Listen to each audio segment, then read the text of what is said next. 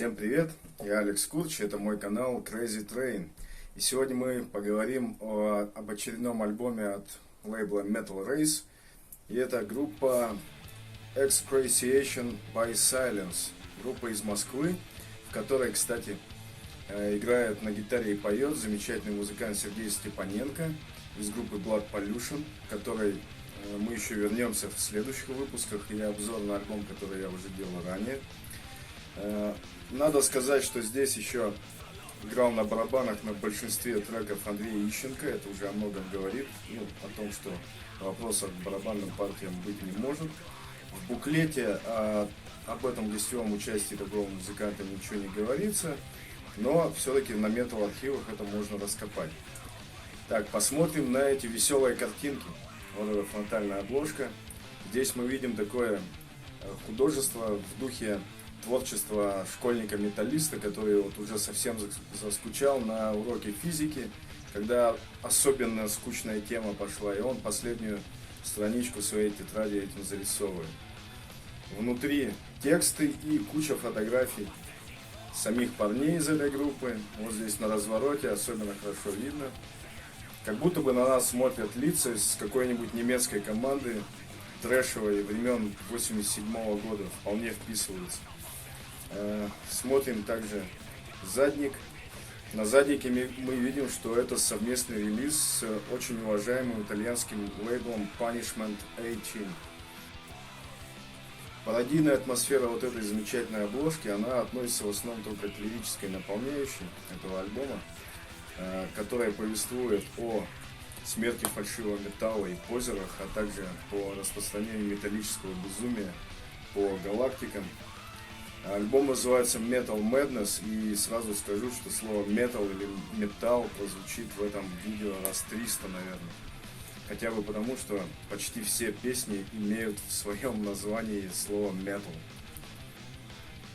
Ну а в музыкальном плане здесь в принципе все серьезно.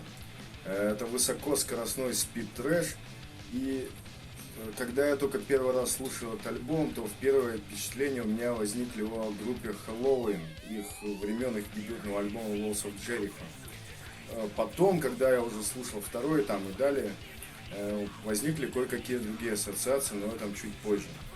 Вообще, альбом начинается с такого придурковатого интро, где на каком-то разбитом пианино некий топер, такой как в немых кинотеатрах, играет, и на этом фоне чувак начинает рассказывать, почему он решил вообще заняться металлом. Типа он проснулся с будунища, и ему в голову пришла мысль, что я должен записать вот металлический альбом. И целые 3 года эта мысль у него из головы не выходила, он только и думал о металле, и все его мысли заполнены только металлом. Вот. И в конце он говорит, что ну а теперь, ребята, послушайте плоды вот этого моего металлического безумия. Еще там не один раз, и в частности в этом интро прозвучала такая какая-то вот мысль о том, что black metal это фальшивый металл, это не настоящий металл. Ну, у каждого есть свои мысли на этот счет. Вторая песня после интро — это «Смерть фальшивому металлу». Чувствуете, да? Что-то в этом есть от Manowar. Понимаете, да? Песня очень скоростная, заводная, с такими изобретательными рифами, которые чередуются, переходя из одного в другой. И такой вокал скремующий, иногда в конце переходящий в такие, я бы сказал, вопли.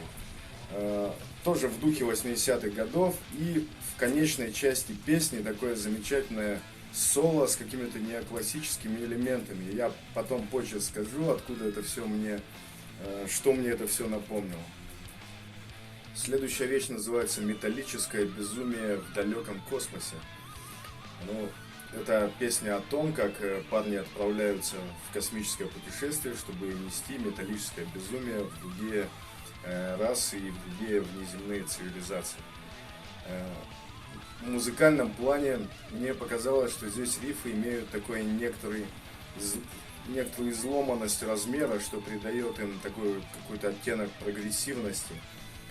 А соляк гитары мне показался вообще похожим где-то из арсенала shred metal или может быть неоклассик metal. Но здесь таких на альбоме Соляков достаточно много.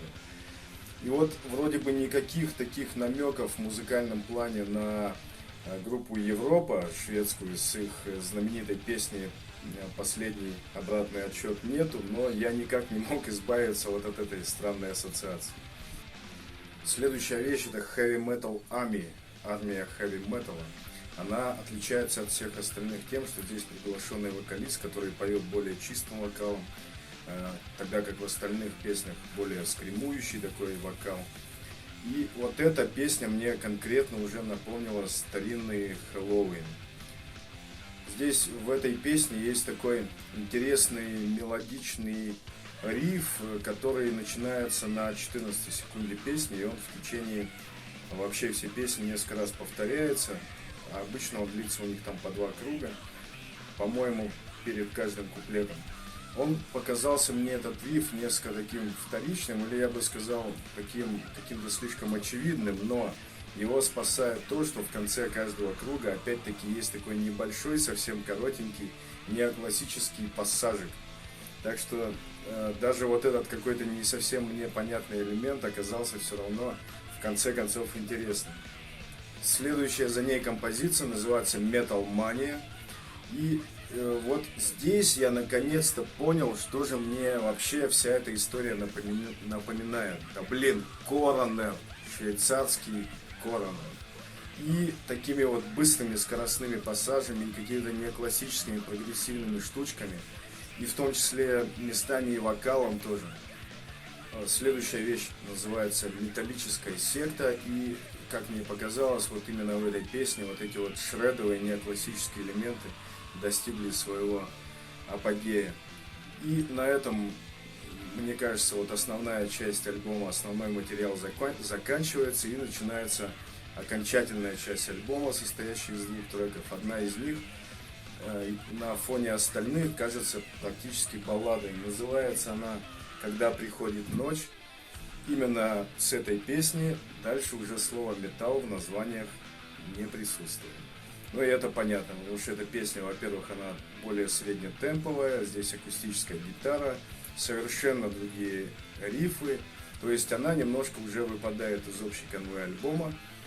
Ну и последняя вещь, это кавер на группу The Regime, американская группа, пауэр-трэшевая, которая в конце 80-х, начале 90-х записала несколько альбомов, по-моему, 3, которые сейчас достать практически невозможно, и я их не слышал, честно скажу, поэтому оригинал этой песни, на которую сыграли кавер Excruciation by Silence, я не знаю, потому что первый альбом был выпущен только на кассетах, а все остальные компакт-диски этой американской группы сейчас стоят просто нечеловеческих денег. Так резюмируя, скажу, что не устаю поражаться, сколько открытий делаешь, когда слушаешь совершенно незнакомые тебе группы. Вот в данном случае Анатолию большое спасибо, я открыл для себя замечательную группу. Особенное спасибо, что теперь я могу поставить этот компакт-диск себе в коллекцию. Это будет украшение моей коллекции. Уверен, что я буду переслушивать этот альбом, потому что он просто замечательный. Он свежий, хотя сыгран в каких-то старых ключах, в старом каком-то настроении. Вот. И буду надеяться, что эта группа не остановится на этом и запишет еще что-то новенькое. И буду с удовольствием ждать их альбома. Так, на этом я заканчиваю. Прошу оставить лайки, это поможет нам развивать канал. Подписывайтесь на канал, если вам понравилось видео. И на этом до свидания, мир вашему дому.